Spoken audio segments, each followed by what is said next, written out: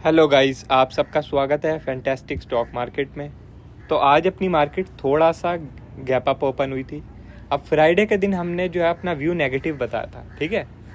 हमने अपना view negative बताया था तो काफ़ी लोग पुट की पोजीशन कैरी करके गए थे। अब जो है आपको SGX 50 पॉइंट पॉजिटिव देखने को मिल रहा था वीकेंड में, और जो है US मार्केट भी आपको रिकवर दिख रही थी कि भैया जो है 100 पॉइंट रिकवर कर गई है। तो बहुत लोग घबरा गए थे और परेशान होने लगे थे कि भाई जो है अब गैप अप ओपन हो रहा है, हम तो पुट की पोजीशन लेके गए हैं, हमारा लॉस हो जाएगा, हमारा ये हो जाएगा।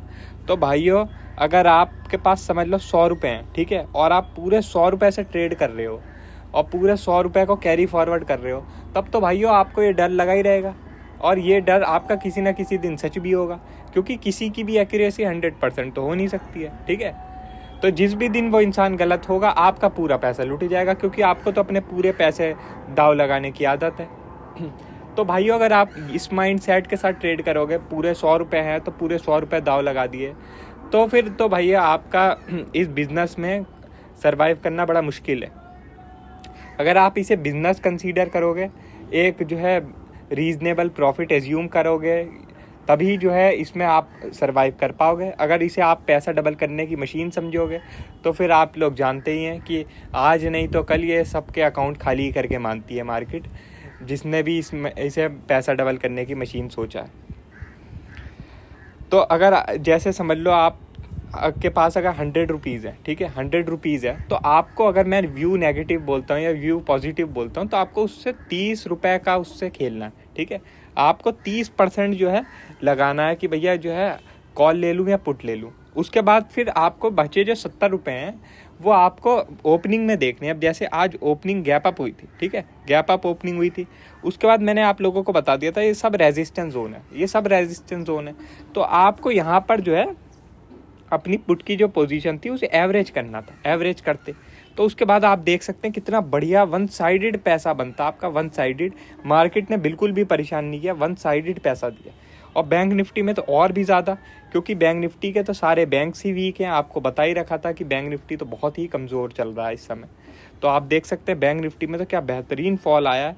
40,600 का हमारा टारगेट था और 40,600 का टारगेट आज मंडे को ही कंप्लीट कर दिया, आप देख सकते हैं। तो यही है भाइयों, अगर आप इसे बिजनेस लेके कंसीडर करोगे तभी आप इसमें पैसा बना पाओगे। आप इसे भैया एक जुए का अड्डा बनाओगे, पैसा डबल करने की मशीन बनाओगे, तब फिर भाइयों इस मार्केट में गुजारा नहीं है आपका। मार्केट में सरवाइव करने के लिए आपको बिजनेस माइंड सेट ही करना पड़ेगा कि भैया मैं जो हूँ 10-20% प्रॉफिट कमा लूँ हफ्ते का, महीने का। ये बहुत ज़्यादा होता, बहुत ज़्यादा।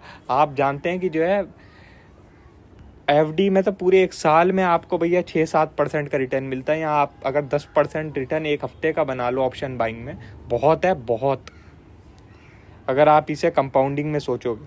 मगर आपकी दिक्कत ये है ना कि आप इसे पैसा डबल करने की मशीन सोचते हो। चलो अब छोड़ो इस टॉपिक को।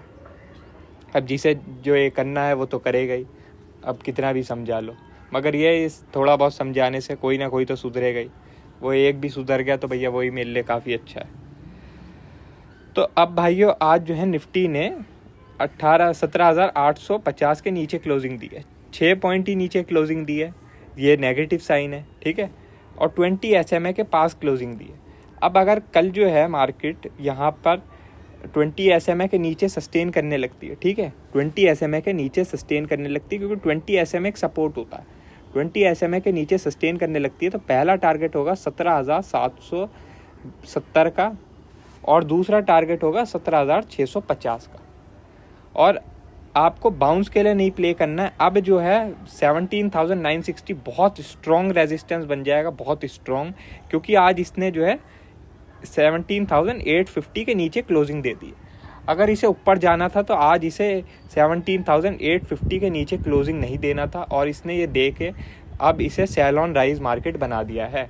तो अगर अब जो भी बाउंस आएंगे ये सब सेल ऑन राइज के लिए प्ले किए जाएंगे, लोग इसमें सेलिंग अपॉर्चुनिटी देखेंगे।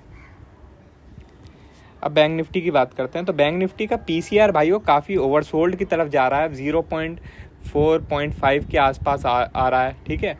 तो ये काफ़ी ओवरसोल्ड की कैटेगरी में होता है। 0.4 के नीचे तो बहुत ही रेयर केस में जाता है। तो आप लोगों को अब बैंक निफ्टी में अगर कोई बाउंस मिलता है तभी सेल का ट्राई करो, वरना फिर अगर आप यहाँ फ्रेश शॉर्ट करोगे तो risk to reward ratio favour नहीं है भाइयों, फेवरेबल नहीं है रिस्क टू रिवॉर्ड रेशो। बाकी ये है लेवल टू लेवल, तो अगर आप प्ले करना चाहते हो और अगर आप क्विक प्रॉफिट बुक कर पाओगे, क्योंकि आप जानते हैं पीसीआर ओवरसोल्ड है तो कभी भी सडन बाउंस आ सकता है। मगर ये अगर इस लेवल के नीचे निकलता है बैंक निफ्टी 40,600 के नीचे, तो ये 200 EMA है 40,000 पर, तो 600 पॉइंट आपको मिल सकते हैं। और मगर ये 600 पॉइंट मिलने से पहले मुझे लगता है बैंक निफ्टी एक ना एक बाउंस मारेगा। या तो समझ लो कि कल एक फर्स्ट हाफ में ही जो है अच्छा खासा नीचे आने के बाद सेकंड हाफ में रिकवर कर जाएगा, या तो कल गैप अप ओपन होके फिर थोड़ा सस्टेन करके फिर सेल ऑफ आएगा, क्योंकि लगातार ऐसे फॉल करते रहना इतना आसान नहीं है। और अगर करता भी है तो फिर इसमें रिस्क टू रिवॉर्ड रेशो अच्छा नहीं है, तो फिर आपको इसमें पार्टिसिपेट कम ही करना चाहिए। बाय का तभी बनेगा भाइयों जब बैंक निफ्टी निकलेगा 41,300 के ऊपर, जो कि मैंने आप लोगों को आज रेजिस्टेंस लेवल भी बताया था।